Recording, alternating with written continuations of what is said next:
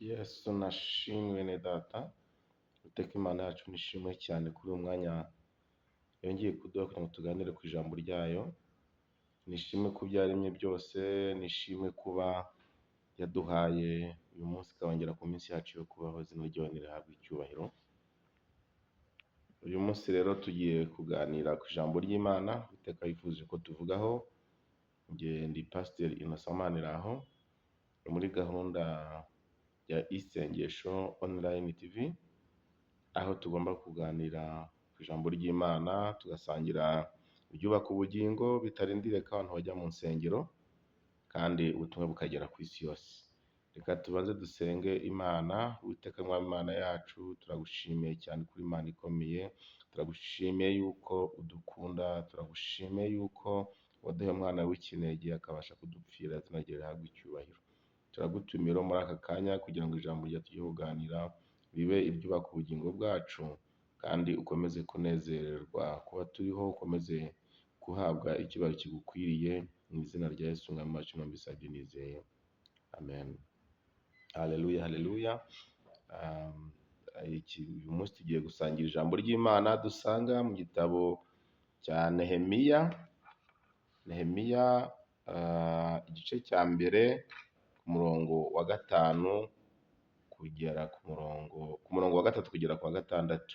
Nehemiya igice cya mbere ku murongo wa gatatu kugera ku murongo wa gatandatu. Reka dusome mu izina rya Yesu. Baramubwira bati, abari batagiye mu bunyage bagasigara mu gihugu cy'i Buyuda bagize amakuba menshi, baratukwa, kandi inkike z'i Yerusalemu zarasenyutse n'amarembo yaho yarahiye. Maze kumva izo nkuru ndicara ndarira, mara iminsi mbabaye niyiriza ubusa, nsengera imbere y'Imana nyir'ijuru, nti ndakwinginze Uwiteka Mana nyir'ijuru, Mana nkuru itera ubwoba, ikomereza isezerano n'imbabazi abayikunda bakitondera amategeko yayo, none tegera ugutwi kwawe kumve, n'amaso yawe arebe, wumve gusenga umugaragu wawe nsengera imbere yawe muri iyi minsi ku manywa na nijoro, nsabira abagaragu bawe b'Abisirayeli, natura ibyaha by'Abisirayeli twagukoreye. Ni koko njyewe n'inzu ya data twaragucumuyeho. Ijambo ry'Imana reka dusome no mu gitabo cya Yesaya, igice cya 61 umurongo wa mbere kugera ku wa gatatu. Reka dusome mu izina rya Yesu. Yesaya ibice 61 umurongo wa mbere kugera ku wa gatatu. Twagukiraniweho cyane, kandi ntitwitondeye amategeko yawe n'ibyategetswe n'amateka yawe, ibyo wategetse umugaragu wawe Mose.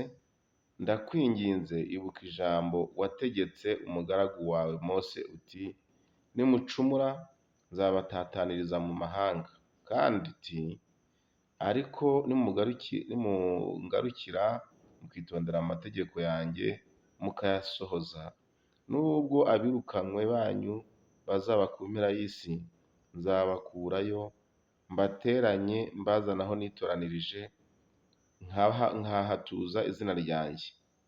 Abo nibo bagaragu bawe n'abantu wacunguje ububasha bwawe bwinshi n'amaboko yawe akomeye. Nyagasani, ndakwinginze tegera ugutwi kwawe gusenga k'umugaragu wawe, n'uko abagaragu bawe bishimira kubaha izina ryawe. None uhe umugaragu wawe umugisha, umuhe no kugirirwa imbabazi n'uyu mugabo, kandi ubwo nari umuziritsi wa vino y'umwami. Ijambo ry'Imana. Haleluya. Nanone bene data, tugiye kuganira ku ijambo ry'Imana. Iyo turebye muri Nehemiya no muri Yesaya, ijambo ry'Imana rifite umutwe uvuga ngo girira agahinda umurimo w'Imana, amarira afite inshingano.